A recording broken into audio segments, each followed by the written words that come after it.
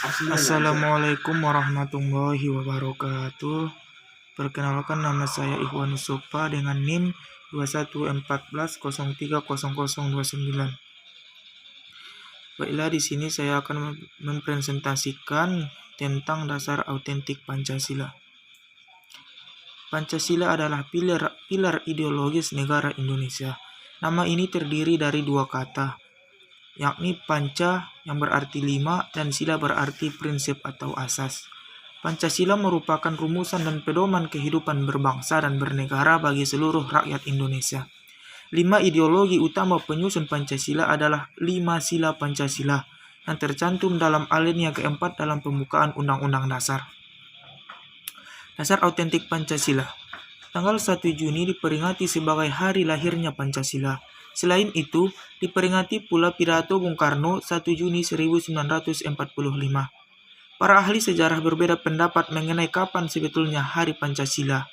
Apakah tanggal 1 Juni bertepatan dengan pidato Bung Karno yang dalam pidatonya mengemukakan secara eksplisit mengenai butir-butir yang terdapat dalam Pancasila, ataukah tanggal 18 Agustus 1945, yaitu di saat Panitia Persiapan Kemerdekaan Indonesia atau PPKI mengumumkan mengenai butir-butir Pancasila. Atau pertanyaan yang lebih spesifiknya, apakah Pancasila adalah karya tunggal Bung Karno yang dirumuskan 1 Juni ataukah rumusan bersama dari PPKI? Banyak yang mengatakan bahwa Pancasila adalah karya tunggal Bung Karno yang dirumuskan 1 Juni 1945.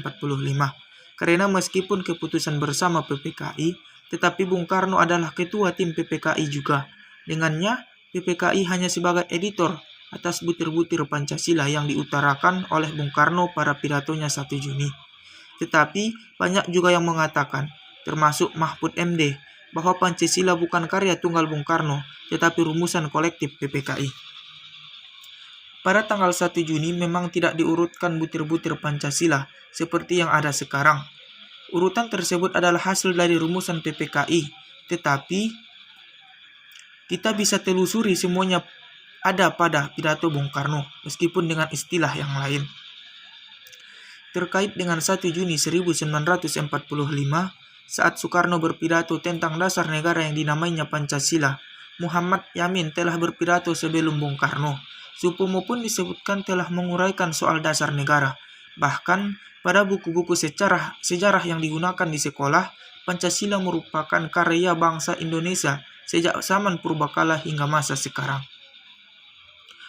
Kontroversi lahirnya Pancasila itu dimulai pada awal Orde Baru dengan diterbitkannya buku tipis Nugroho Noto Susanto yang berjudul Naskah Proklamasi yang Otentik dan Rumusan Pancasila yang Otentik. Dalam buku itu, Nugroho mengatakan bahwa ada 4 rumusan Pancasila, yaitu yang disampaikan Muhammad Yamin dan yang disampaikan oleh Soekarno, berdasar hasil kerja tim 9 yang dikenal sebagai Piagam Jakarta, dan sebagaimana termaktub dalam Undang-Undang Dasar 1945. Menurut Nugroho, rumusan Pancasila yang otentik adalah rumusan 18 Agustus 1945, karena Pancasila yang termasuk dalam pembukaan Undang-Undang Dasar 1945 itu dilahirkan secara sah, yakni berlandaskan proklamasi pada 18 Agustus 1945. Pada akhir replit itu, Nugroho menandaskan kiranya tidak perlu lahirnya Pancasila itu kita kaitkan kepada seorang tokoh secara mutlak. Sebab, lahirnya sesuatu gagasan sebagai sesuatu yang abstrak memang tidak mudah ditentukan dengan tajam. Yang dapat kita pastikan adalah saat mengesahkan formal dan resmi suatu dokumen. Manuver sejarah yang pada awalnya bersumber dari pusat sejarah APRI itu kemudian ditentang sejarawan dan pelaku sejarah. A.B. Kusuma dalam makalah berjudul Menelusuri Dokumen Historis Badan Penyelidik Usaha-Usaha Persiapan Kemerdekaan berdasar notulen yang telah ditemukan kembali 1989 mengatakan, tidak benar bahwa Muhammad Yamin yang pertama mengungkapkan dasar negara Pancasila. Hal itu kemudian ditegaskan dalam buku A.B. Kusuma, Lahirnya Undang-Undang Dasar 1945. Yamin sendiri dalam bukunya mengakui Soekarno sebagai penggali Pancasila. Panitia 5 yang diketuai Hatta juga mengakui Soekarno yang pertama berpidato tentang Pancasila. Ada pula sejarawan seperti Dr. Anhar Gonggong yang masih ragu-ragu untuk menyatakan bahwa Soekarno sebagai penggali Pancasila. Menurut Anhar, Soekarno sangat berperan dalam 3 peristiwa yang berhubungan dengan proses lahirnya Pancasila, yaitu 1 Juni, 22 Juni, dan 18 Agustus. Pada ketiga kejadian itu, Soekarno menduduki posisi penting, yakni 1 Juni sebagai penyampai pidato, 22 Juni sebagai ketua tim 9 yang melahirkan Piagam Jakarta, dan 18 Agustus 1945 sebagai ketua PPKI yang kemudian dipilih secara aklamasi sebagai Presiden Republik Indonesia, tokoh pertama. Berdasar uraian tersebut, dapat disimpulkan bahwa Soekarno memang tokoh yang pertama menyampaikan Pancasila sebagai dasar negara. Ada tokoh-tokoh lain yang berbicara sebelumnya, tetapi hanya Soekarno yang secara eksplisit menyampaikan gagasan tentang Pancasila, termasuk nama Pancasila itu sendiri sebagai dasar negara. Formulasi Pancasila yang disampaikan Soekarno 1 Juni 1945 setelah melalui dinamika pembicaraan di antara founding partners kita dirumuskan menjadi Pancasila seperti yang kita kenal sekarang, yang tidak sama persis rumusan atau urutannya dengan yang disampaikan Bung Karno pada 1 Juni 1945.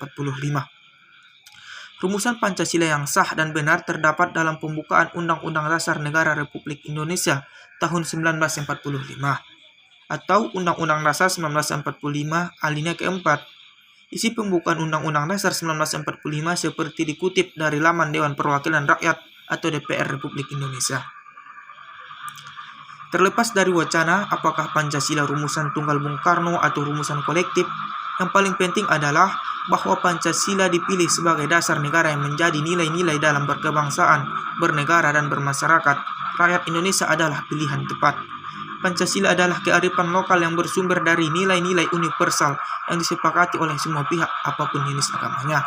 Mungkin cukup sekian presentasi dari saya. Salah dan janggal mohon maaf. Assalamualaikum warahmatullahi wabarakatuh.